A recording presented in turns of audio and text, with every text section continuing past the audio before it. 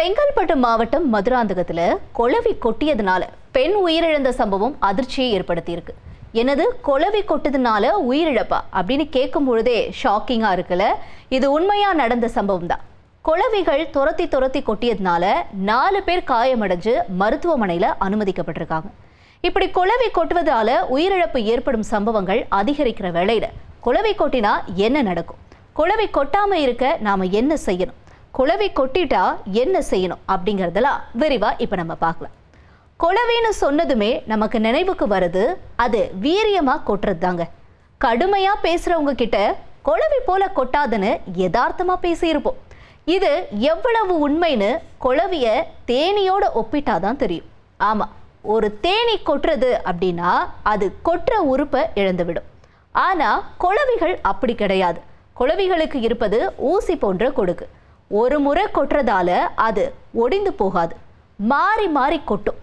நெஞ்சுக்கும் வயிற்றுக்கும் இடையில ஒல்லியா இடுப்பு பகுதி வச்சிருக்கோம். இந்த ஒல்லிக்குச்சி உடம்புக்காரிங்க ஆவேசமா கொட்டும் போதுதான் உயிரிழப்பு ஏற்படுது. அது என்ன ஒல்லிக்குச்சி உடம்புக்காரின்னு சொல்றீங்களேன்னு நீங்க கேட்கலாம். ஏடிஎஸ் கொசுவை போல கொளவியிலையும் பெண் கொளவி தாங்க கொட்டும். ஆண் கொளவிகளை பொறுத்த வரைக்கும் அவைகளுக்கு விஷம் கிடையாது, கொட்டும் திறனும் கிடையாது. ஆண் குளவிகள் இனச்சேர்க்கை முடிஞ்சதோ இறந்துருமா, பிறகு பெண் குளவிகளே கூட்டையும் பார்த்துக்குமா. பொதுவா குளவிகள் உயரமான மரங்கள்லையும் இடுப்பு உயர மரங்கள் அப்புறம் மண்ணுல தான் கூடு கட்டுது. குளவிகள் ஆக்ரோஷமா இல்லாத நேரத்துல அரிதாவே மக்களை கொட்டுமா. அதுவும் தற்காப்புக்காக கொட்டும்னு சொல்றாங்க. அதாவது குளவி பறக்கும் பாதையை நாம குறுக்கிடும் போது, குளவியோட கூட இருக்கும் பகுதிக்கு நெருங்கி செல்லும் போது ஆபத்து நேரிடலாம்னு அவை தாக்கும்னு சொல்றாங்க. குளவி கூட்ட நமக்கே தெரியாம எதர்ச்சையா நாம கலைச்சிட்டோம் அப்படின்னாலோ, அல்லது வேற ஏதோ இயற்கை சூழல்ல அது கலைஞ்சிருச்சு அப்படின்னாலோ அங்கிருக்கும் குளவிகள் நம்ம ஆவேசமா தாக்க தொடங்கிடுமா. இப்படி குளவிகள் கொட்டும் பொழுது அவைகளுடைய எண்ணிக்கையினுடைய அடிப்படையில தான் உயிரிழப்பு ஆபத்து நேரிடும் அப்படின்னு சொல்றாங்க. மதுராந்தகம் குருகுலம் பகுதியைச் சேர்ந்தவங்க லக்ஷ்மி. இவங்களோட வீட்டுக்கு பக்கத்துல இருந்த மரத்துல குளவி கூடு கட்டி இருக்கு. அங்கிருந்து பறந்து வந்து லக்ஷ்மியையும் அவரோட கணவரையும் அப்புறம் அங்கிருந்த சிறுவர்கள் எல்லாத்தையும் இந்த குளவிங்க கடிச்சிருக்கு. குளவிகள் மொத்தமா வந்து கடிச்சதுல லக்ஷ்மி மருத்துவமனைக்கு கொண்டு செல்லும் வழியிலேயே இறந்துட்டாங்க. மற்ற 4 பேர் மருத்துவமனையில அனுமதிக்கப்பட்டிருக்காங்க. கடந்த ஆண்டு ஊட்டியில குளவி கொட்டியதுனால 2 சுற்றுலா பயணிகள் உயிரிழந்த சம்பவம் நம்ம எல்லாரையும் அதிர செஞ்சுச்சு. சமீபத்துல கூட கூடலூர்ல குளவி கொட்டியதுனால கேரள இளைஞர் ஒருத்தர் உயிரிழந்துட்டாரு அப்படிங்கிற செய்தி கூட வெளியாகி இருந்துச்சு. இது மாதிரி குளவி கொட்டியதுனால தாய் மகன் உயிரிழப்பு, தந்தை மகள் உயிரிழப்பு, குளவி கொட்டியதுல ஒரே ஊரை சேர்ந்த பலர் காயம், மருத்துவமனையில அனுமதின்னு செய்திகள் தொடர்ச்சியா வந்தவனமே இருக்குது. பொதுவா ஒரு குளவி கடிக்கும் போது விஷத்தை உடலுக்குள்ள உட்செலுத்துமா. இப்படி குளவியோட விஷம் நம்ம உடலுக்குள்ள போனதோ என்ன நடக்கும்னா, உடல்ல இயற்கையா இருக்கிற எதிர்ப்பு சக்தி அதை எதிர்க்குமா. அப்புறம் நமக்கு மூச்சு திணறல், மார்புல வீக்கம், வாந்தி இந்த மாதிரியான பிரச்சனைகள்லாம் வர ஆரம்பிச்சிடும். இந்த விஷம் நுரையீரல் அப்புறம் இதயத்தோட செயல்பாட்டை பாதிக்கலாம்னு சொல்லப்படுது. பொதுவா 10 to 15 குளவிகள் ஒன்னா சேர்ந்து கொட்டும் பொழுது உயிரிழப்பு ஏற்படுது. குளவிகள் மாறி மாறி கொட்டும் பொழுது உடல் முழுக்க விஷம் பரவுது. குளவி கொட்டும் இடத்தை தேய்க்கும் போது என்ன ஆகும்னா விஷம் ரொம்ப வேகமா பரவும். நம்ம என்ன பண்ணுவோம், ஒரு இடத்துல குளவி கடிச்சிச்சுன்னா உடனே அந்த இடத்த வேகமா தேய்க்க ஆரம்பிச்சிருவோம், அல்லது நம்மளோட நெயில்ஸ் மூலமா நம்ம அந்த இடத்துல இன்னும் அதிகமா காயத்தை ஏற்படுத்துவோம். இதனால விஷம் ரொம்ப அதிகமா பரவிடும் அப்படின்னு சொல்லப்படுது. குளவி கொட்டும் போது பாதிக்கப்பட்டவருக்கு பதற்றம் காரணமா ரத்த அழுத்தமும் அதிகரிக்கும் அப்படின்னும் வேளாண் துறை ஆராய்ச்சியாளர்கள் சொல்றாங்க. இப்படி ரத்த அழுத்தம் அதிகரிக்கும் பொழுது என்ன ஆகும், விஷம் ரத்தம் முழுசுமே பரவிடும் அப்படின்னு சொல்லப்படுது. அதே நேரத்துல நம்மளோட மூளையையும் முடக்குமா, அப்புறம் இதயத்தை கூட பாதிக்கிறதுக்கான வாய்ப்புகள் இருக்கு. இதனால தான் உயிரிழப்பு நேரிடுது அப்படின்னும் சொல்றாங்க. உயிரை குடிக்கிற விஷம் கொண்ட குளவிகளிடமிருந்து பாதுகாத்துக்கிறதுக்கு சில தற்காப்பு நடவடிக்கைகளை நாம மேற்கொள்ளணும். அது என்ன அப்படின்னா, பொதுவா நம்ம குளவிகளை பார்த்தாலே உடனே பயம் என்ன பண்ணுவோம், அந்த குளவியை அடிச்சு கொன்னுடுவோம். அந்த முயற்சி தான் நாம செய்யற முதல் தவறா. ஆமா, ஒரு குளவியை நாம அடிச்சு வீழ்த்திட்டோம் அப்படின்னா அந்த குளவி உடம்புல இருந்து ஒரு வாசனை பரவும். அது அடுத்த குளவிகளுக்கு எச்சரிக்கையை கொடுக்குமா. மற்ற குளவிகளும் கோபத்துல மொத்தமா தாக்க தொடங்கிடும்.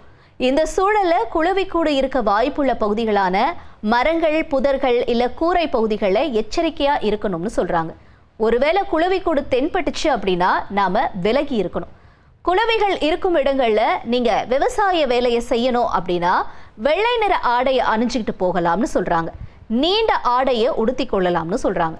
பிரகாசமான வண்ண ஆடைகளை தவிர்க்கணும்னு, குளவி நம்ம பக்கத்துல வரும்பொழுது அமைதியா இருக்கணும். உடனே நம்ம பயந்து ஆவேசமா அசைறது, அதை தடுக்க பாக்குறது, அதை அடிக்க போகிறது, இந்த மாதிரி எல்லாம் எதுவுமே பண்ணக்கூடாது. இப்படிலாம் பண்ணோம் அப்படின்னா அது அந்த குளவிகளை இன்னும் கோபம் மூட்டும் அப்படின்னு சொல்றாங்க. அதனால இதெல்லாம் விரட்டுறதுக்கு நம்ம பூச்சி விரட்டியை பயன்படுத்தலாம்னு சொல்றாங்க. குளவிகள் பெரும்பாலும் சர்க்கரை உணவு வாசனையால தான் ஈர்க்கப்படுமா. அதனால வீட்டுக்கு வெளியே இனிப்பு பொருட்களை நம்ம வைக்கிறது தவிர்க்கணும் அப்படின்னு சொல்றாங்க.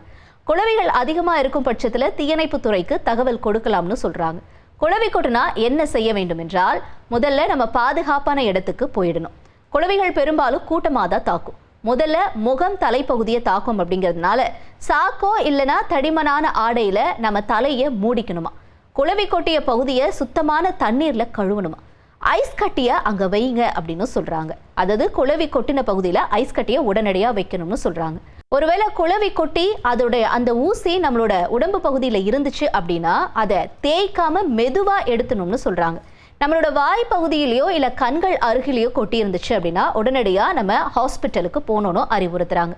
சிலருக்கு குளவி கொட்டிய 12 மணி நேரத்துக்கு பிறகுதான் உடல் நலம் மோசமடைய கூடும்னு சொல்றாங்க. 2 முறைக்கு மேல குளவி கொட்டி இருந்துச்சுன்னா தாமதிக்காம உடனடியாக மருத்துவரை சந்திச்சு சிகிச்சை எடுத்துக்கிறதும் சரியான வழின்னு சொல்றாங்க.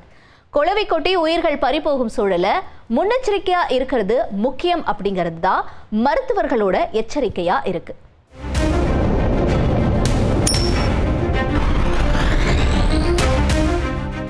ஈஸ்டர் பண்டிகை விடுமுறையையொட்டி சூரிய உதயத்தை காண கன்னியாகுமரியில் ஏராளமான சுற்றுலா பயணிகள் குவிந்தனர். ஞாயிற்றுக்கிழமை மற்றும் ஈஸ்டர் விடுமுறையையொட்டி அதிகாலை முதலே கடற்கரையில் குவிந்த ஆயிரக்கணக்கான சுற்றுலா பயணிகள் சூரிய உதயத்தை கண்டு ரசித்து தங்களது செல்போனில் புகைப்படங்கள் எடுத்துக் கொண்டனர். இதனால் கன்னியாகுமரி பகவதி அம்மன் கோவில் மற்றும் சன்செட் பாயிண்ட் பகுதிகளில் சுற்றுலா பயணிகளின் கூட்டம் அலைமோதியது.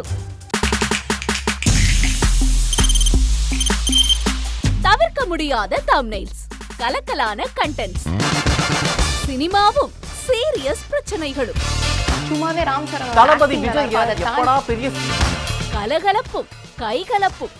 Me too love you. Thank you அவர்களை மாஸ் ஏத்துறது தியேட்டர் தெரிக்குதுனாலே டன் தான். பிரேக்கே இல்லாமல் பிரேக்கிங் நியூஸ் சொல்லும் தந்தி டிவி ஆப். இன்ஸ்டா தலைமுறை வரை இறங்கி அடிக்கும் தந்தி டிவியின் டிஜிட்டல் எக்ஸ்க்ளூசிவ். பாடி காமிச்சீங்க, அது அதை விட மோசம். இல்ல பாடி காமிச்சீங்கன்னா அது இன்னும் வெரி பேட். தந்தி டிவி ஆப்பை இலவசமா டவுன்லோட் செய்யுங்க. ஃபாலோ பண்ணுங்க, சப்ஸ்கிரைப் பண்ணுங்க, என்ஜாய் பண்ணுங்க.